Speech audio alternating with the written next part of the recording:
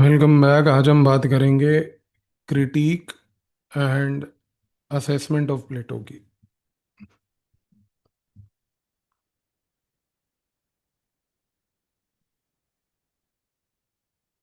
तो एक चीज़ को आप समझिए। सबसे पहले हम देखते हैं कि राजीव भार्गव जो एक इंडियन स्कॉलर है उनका क्या असेसमेंट है। राजीव भार्गव ये कहते हैं कि भाई प्लेटो चाहते थे रूल बाय फिलोसफर किंग। उससे उनको बनाना था एक आइडियल स्टेट।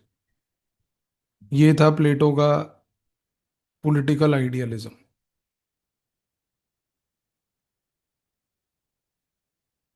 यहाँ पर वो मॉरली और इंटेलेक्चुअली सुपीरियर लोगों को देखना चाहते थे।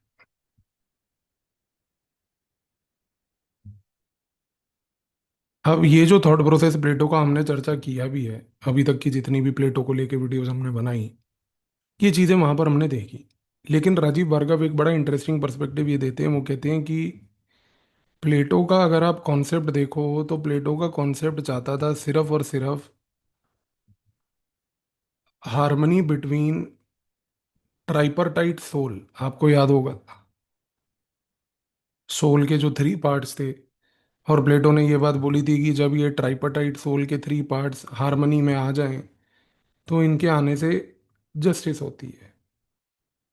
अब राजीव भार्गव ये कहते हैं कि देखो, यहाँ पर प्लेटो का थॉट प्रोसेस इंडियन ट्रेडिशन से काफी अलग था। क्योंकि एक जगह पर जहाँ प्लेटो सिर्फ एक इंटरनल सोल की बात कर रहा था कि आपके अंदर एक सोल है और उस सोल के अंदर जो थ्री पार्ट्स हैं वो हार्मनी और बैलेंस में होंगे तो जस्टिस होगा। इसी चीज को आज अगर हम देखें तो राजीव भार्गव ये कहते हैं कि इंडियन ट्रेडिशन के मुताबिक वो चाहते थे सोशल ऑर्डर एक कॉस्मिक सेंस में, जिसको हमने धर्म के नाम से, स्वधर्म के नाम से चीजों को देखने की कोशिश करी। तो सोशल ऑर्डर यहाँ पर क्या था, एक कॉस्मिक सेंस में। तो वो बेसिकली एक पैरेलल ड्रॉ करके ये कहना चाह रहे हैं कि पहली बात तो ये समझ लीजिए कि जितना भी असेसमेंट आज की डेट में हम कहते हैं विद रिस्पेक्ट टू प्लेटो, तो प्लेटो के मुताबिक सिर्फ इनर इंडिविजुअलिस्टिक सोल के ऊपर फोकस है। और वो कहते हैं कि ये अंडरस्टैंडिंग इसलिए इम्पोर्टेंट है कि ये फाउंडेशन बनती है इंडियन पॉलिटिकल थॉट और वेस्टर्न पॉलिटिकल थॉट को डिफरेंशिएट करने में।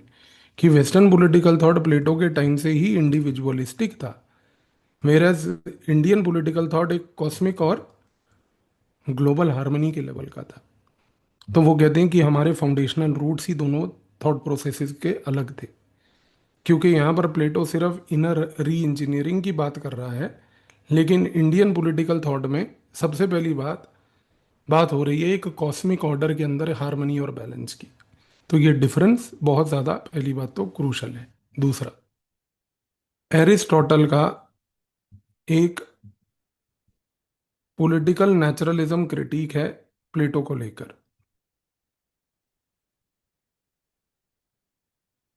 इस क्रिटिक में एरिस्टोटल क्या बोलता है, एरिस्टोटल बोलता है कि देखो, ह्यूमंस जो हैं they are basically political animals. और इस कॉन्टेक्स्ट में स्टेट जो है वो बिल्कुल एक नेचुरल इंस्टीट्यूशन है। ये इमर्ज करता है, ग्रो करता है, और इसके लिए फैमिली, विलेज, ये सब बहुत क्रूशल है। और वो कहता है कि there is no one best type of government. जैसे प्लेटो कहता है कि फिलोसोफर किंग है, कहता है कि there is no one best type of government. In fact वो कहता है कि best government depends upon what suits the values of people. देखो ये बड़ा इंपॉर्टेंट पॉइंट है, what suits the values of people. अब इस चीज को समझो कि एरिस्टोटल जो है वो प्लेटो के पूरे थॉट प्रोसेस को एक अलग नजरिए से देख रहा है। प्लेटो यहाँ पर यदि ये चीज बार बार एम्फसाइज करता था कि पूरी की पूरी political thinking is designed bye philosopher king at the centre, कि वो व्यक्ति जो एजुकेशन प्राप्त करे, सोल को इंट्रोस्पेक्ट करे, फॉर्म्स को देखे, अल्टीमेट फॉर्म ऑफ गुड को देखे, फिर वो फिलोसोफर किंग बने। फिलोसोफर किंग होके भी वो एक रिलक्टेंट रूलर बने। तो प्लेटो जिस नज़रिए से चीज़ों को देख रहा था, एरिस्टोटल कहता है कि भाई मैं उन चीज़ों को उस नज़रिए से नहीं देखता, क्योंकि मैं मानता हूं कि सोसाइटी एक नेचुरल इंस्टीट्यूशन है जो स्टेट में बदलता है, और इस सोसाइटी में मैन जो रह रहा है वो एक पॉलिटिकल एनिमल है। ये जो मैन एक पॉलिटिकल एनिमल है, जो कि एक फैमिली का भी हिस्सा है, विलेज का भी हिस्सा है, ये आज की डेट में इमर्ज और ग्रो करके स्टेट बनाते हैं। तो पहली बात तो एरिस्टोटल ये कहता है कि भाई फैमिली को जिस प्रकार से प्लेटो ने देखा, आई डिसएग्री विद इट। क्योंकि प्लेटो कहता है कि भाई फैमिली इस तरीके से होनी चाहिए, जो गार्डियन क्लास थी, आपको याद होगा कि प्लेटो ने कहा था कि गार्डियन क्लास में कम्युनिज्म अप्लाई करेगा। इन लोगों को राइट ही नहीं दिया जाएगा अपनी फैमिली रखने का, फैमिली बनाने का। अब एरिस्टोटल इस चीज से डिसएग्री करके कहता है कि जब आप किसी व्यक्ति से फैमिली जैसी चीज को डिटैच कर देते हो, तो फिर इस केस में आदमी उतना इमोशनली स्ट्रांग नहीं होता, पहली बात तो। और दूसरी बात, एरिस्टोटल कहता है कि जब भी आप फैमिली को डिटैच कर दोगे, तो फिर अगर बंदे के पास उतनी पावर नहीं होगी कि वो अपनी फैमिली का केयर कर पाए, तो ये अजम्पशन कैसे ले लेंगे कि वो फिलोसोफर जिसकी फैमिली को ही आपने उससे अलग कर दिया, कि वो स्टेट का केयर करेगा। तो चीज़ को समझो, एरिस्टोटल बड़ी वैलिड चीज़ बोल रहा है। वो कह रहा है कि देखो प्लेटो की थ्योरी में ना कुछ प्रॉब्लम्स है, और वो डिसएग्री कर रहा है इन प्रॉब्लम से। वो कह रहा है पॉलिटिकल नेचुरलिज्म, कि यार पॉलिटिक्स एक नेचुरल चीज़ है। मैन एक पॉलिटिकल एनिमल है, मैन एक सोशल एनिमल है, सोसाइटी में भी रहता है, सोसाइटी में फैमिली भी होगी। अब आप कह रहे हो कि जो रूलर है उसको हम फैमिली नहीं रखने देंगे। तो अगर आप रूलर को ही फैमिली नहीं रखने दोगे, फिर आप ये सोचोगे कि अगर रूलर की फैमिली नहीं होगी तो रूलर सबको रूल वैसे करेगा, इसका नेगेटिव इफेक्ट भी तो हो सकता है। एरिस्टोटल कह रहा है कि अगर रूलर के पास फैमिली ही नहीं होगी, तो आप ये सोच के देखो कि फिर इस केस में वो रूल, ये असम्पशन कैसे ले लें कि सबके ऊपर अच्छा ही करेगा, कंसिडरिंग कि उसकी फैमिली से हमने उसको डिटैच कर दिया है। तो इमोशन नाम की भी कोई चीज़ होती है। तो एरिस्टोटल क्या कह रहा है कि कोई एक टाइप की गवर्नमेंट बेस्ट गवर्नमेंट नहीं होती। एरिस्टोटल ये कह रहा है कि जैसे प्लेटो ने बोला कि फिलोसोफर किंग जो है वो सबसे बेस्ट है, बाकी सब बेकार है, डेमोक्रेसी बेकार, टिमोक्रेसी बेकार, ओलिगार्की बेकार, एरिस्टोक्रेसी बेकार। तो एरिस्टोटल कहता है कि नहीं यार, ऐसे आप किसी को भी बेकार का टैग नहीं दे सकते। हर एक सोसाइटी में कुछ वैल्यूज हैं, और वो वैल्यूज होती हैं लोगों की। उन लोगों की उन वैल्यूज के हिसाब से उस कंट्री की सरकार उसको वैसी मिलती है। इस कॉन्टेक्स्ट में हम ये कहते हैं कि एरिस्टोटल ने इम्पेरिसिज्म इंट्रोड्यूस किया पॉलिटिकल साइंस में। इम्पेरिसिज्म का क्या मतलब है यहाँ पर, कि एरिस्टोटल ने ये बोला कि आप ग्राउंड रियलिटी को समझो। Empirical reality, empirical reality means see something that you can verify. अब आपको यहाँ पर एक चीज़ और समझ आ रही होगी कि किस तरीके से जो एरिस्टोटल है, अगर वो एम्पिरिसिज्म की बात कर रहा है, तो इस केस में एरिस्टोटल जो है, he is very very concerned about Plato's real physical world issue also. Plato का जो ये आइडिया था कि एक रियल वर्ल्ड है, एक फिजिकल वर्ल्ड है, आदमी फिजिकल वर्ल्ड में पड़ा रहता है केव में, यहाँ से वो बाहर निकल के रियल वर्ल्ड में आ ही नहीं पाता, बड़े कम लोग आते हैं। एरिस्टोटल कह रहा है यार ये सब चीज़ें ना एक कॉम्प्लिकेटेड सोसाइटी में हो सकती हैं, जो कि एक आप सोच सकते हो, रियल सोसाइटी में ऐसा कुछ नहीं होता है। इसीलिए प्लेटो ने अपनी पूरी थ्योरी को क्या बोला, आइडियल स्टेट। और एरिस्टोटल क्या बोल रहा है, वो कह रहा है कि boss let's look at the real estate. वो कह रहा है कि हमें ये चीज़ समझनी है हर हालात में कि एक सोसाइटी की वैल्यूज़ क्या है। वो सोसाइटी की वैल्यूज़ को समझने के लिए समझिए कि वो सोसाइटी के लोग कैसे हैं। जब आप समझोगे कि वो सोसाइटी के लोग कैसे हैं, तब आप समझोगे कि उस लोगों के हिसाब से कौन सी गवर्नमेंट बेस्ट होगी। और जो गवर्नमेंट बेस्ट होगी वो लोगों के वैल्यू के हिसाब से होगी। इस रीज़न से उसने जब ये बात बोली कि इम्पेरिकली देखो ग्राउंड पे जाके कि क्या सोसाइटी की वैल्यूज़ हैं, तब हम कहते हैं कि एरिस्टोटल ने पॉलिटिकल नेचुरलिज्म क्रिटिक के थ्रू एम्पिरिसिज्म को इंट्रोड्यूस किया। इम्पेरिकल थिंकिंग को इंट्रोड्यूस किया। इम्पेरिकल थिंकिंग मीन्स कि उसने ये नहीं बोला कि एक आइडियल स्टेट बनाएंगे। इम्पेरिकल थिंकिंग का मतलब ये है कि उसने ये बोला कि हम ग्राउंड रियलिटी पे लोगों की वैल्यूज को देखेंगे। इस रीजन से आप समझोगे, अभी जब मैं आपको एरिस्टोटल पढ़ाऊंगा और बोलूंगा Aristotle gave the concept of mixed constitutions, because he never found that there can be one constitution which can be the best constitution. तो चीज को समझो, एरिस्टोटल का यहाँ पर थॉट प्रोसेस क्या था, और इसी चीज को सपोर्ट किया अर्नेस्ट बाकर ने। उसने कहा कि Aristotle introduced empiricism in political science which was a concrete realist thought, not normative ideals.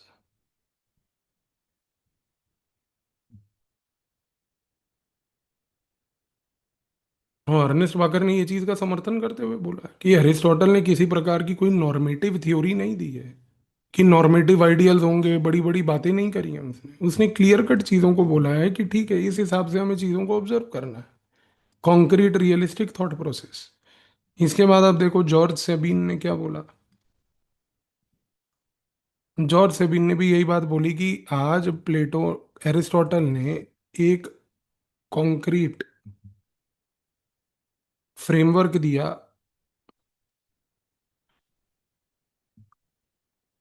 For political reflection based on participation. और कितनी बड़ी बात है ये पॉइंट को समझने के लिए आप एक पॉइंट और लिखो पहले, फिर आपको दोनों बताता हूँ। शेल्डन वॉलिन, शेल्डन वॉलिन ने बोला कि भाई एरिस्टोटल इज इंक्लूजनरी, नॉट एक्सक्लूजनरी। ये पॉइंट आपको समझ आया? आप देखो जॉर्ज सेबिन ने क्या बात बोली यहाँ पर। जॉर्ज सेबिन ने ये बात बोली कि आप चाहे जो मर्जी कर लो, प्लेटो ने एक ऐसे पॉलिटिकल रिफ्लेक्शन का मॉडल दिया जिसमें वो पार्टिसिपेशन ऑफ पीपल चाहता है, क्योंकि उसको ये पता है कि भाई people today form the bedrock of society, state today comes from the people. Unless you understand what do the people want, आप समझ ही नहीं पाओगे। और शेल्डन वॉलिन ने क्या बोला कि एरिस्टोटल ने एक इंक्लूजनरी पैराडाइम बनाया, यानी कि पार्टिसिपेटरी पैराडाइम बनाया, नॉट एक्सक्लूजनरी। ये एक्सक्लूजनरी वर्ड से उसने क्या कम्युनिकेट करने की कोशिश करी? प्लेटो को। क्योंकि प्लेटो का मॉडल था एक्सक्लूजनरी। क्यों प्लेटो का मॉडल एक्सक्लूजनरी था? क्योंकि प्लेटो के मॉडल में क्या हो रहा है कि आप लोगों को इंक्लूड नहीं कर रहे हो पॉलिटिक्स में, बल्कि आप ये कह रहे हो कि भाई ये लोग आज की डेट में पॉलिटिक्स का हिस्सा नहीं बनेंगे। ये लोग पॉलिटिक्स का हिस्सा इसलिए नहीं बनेंगे क्योंकि इनमें पॉलिटिक्स का हिस्सा बनने के लिए कैपेबिलिटी ही नहीं है। तो ये चीज़ को आपको समझने की आवश्यकता है। तो एक्सक्लूजनरी मॉडल किसका था? एरिस्टोटल का नहीं, बल्कि प्लेटो का था। और प्लेटो का मॉडल अगर एक्सक्लूजनरी था तो उसी मॉडल को चेंज करके इम्प्रोवाइज शेल्डन वोलिन ने करा एक इंक्लूजनरी मॉडल बना के यहाँ पर। ठीक है जी। फिर आते हैं कार्ल पॉपर पे। देखो कार्ल पॉपर के बारे में अब आप जानते हो कि उसने सिर्फ ये बात बोली कि democracy is essential. Plato was not democratic. और प्लेटो की थ्योरी थी एब्सोल्यूटिज्म पे बेस्ड, पॉलिटिकल यूटोपियनिज्म पे बेस्ड।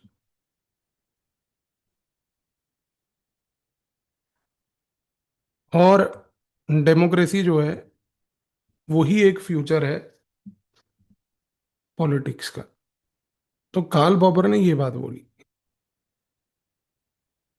कि भाई डेमोक्रेसी ही केवल पॉलिटिक्स का फ्यूचर है, क्योंकि प्लेटो के आइडियाज को वो यूटोपियन मानता था। पर यहाँ पर एक डिबेट है। डिबेट ये है कि इन आइडियाज को, सबसे पहली बात, सब एक्सेप्ट इस तरीके से नहीं करते। फॉर एग्जाम्पल एस एन बाल गंगाधर जो हैं, एक इंडियन थॉट प्रोसेस थिंकर हैं, वो कहते हैं कि भाई कार्ल पॉपर के आइडियाज आर नॉट यूनिवर्सल।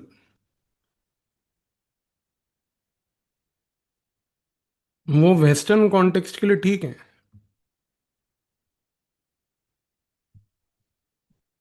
तो यहाँ पर आप उनको जो है यूनिवर्सल कह के, कि जस्ट बिकॉज आपने ये कह दिया कि भाई प्लेटो जो है वो फिलोसोफर किंग की बात कर रहा है जो आपको नहीं पसंद है, इसलिए वो एंटी डेमोक्रेटिक है। तो आप इसको यूनिवर्सलाइज करके ये नहीं कह सकते कि वर्ल्ड की सारी कंट्रीज ये मानेंगी।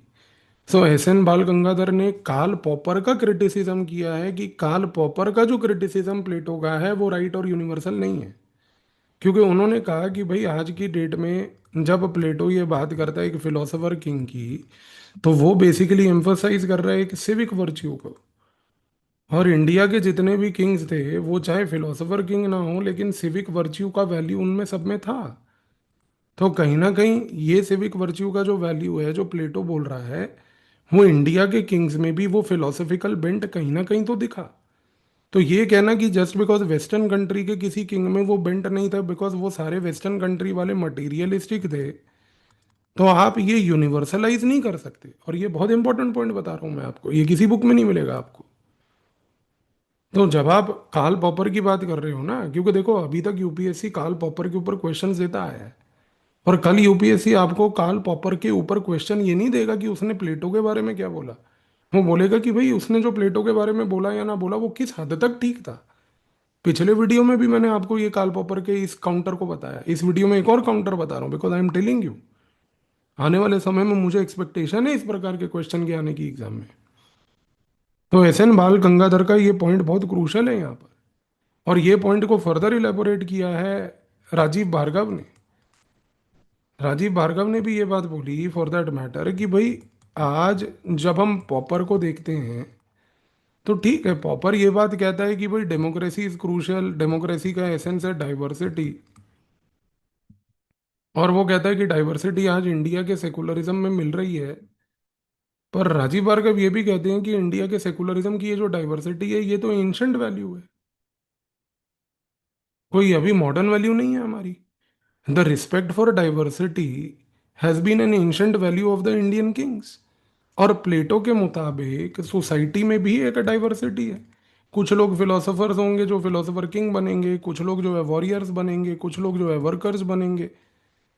तो प्लेटो भी उस नजरिए से एक डाइवर्सिटी बेस्ड सोसाइटी की ही चर्चा कर रहा है। तो यहाँ पर राजीव भार्गव कह रहे हैं कि हर चीज को जरूरी नहीं है डेमोक्रेसी के नजरिए से ही देखना।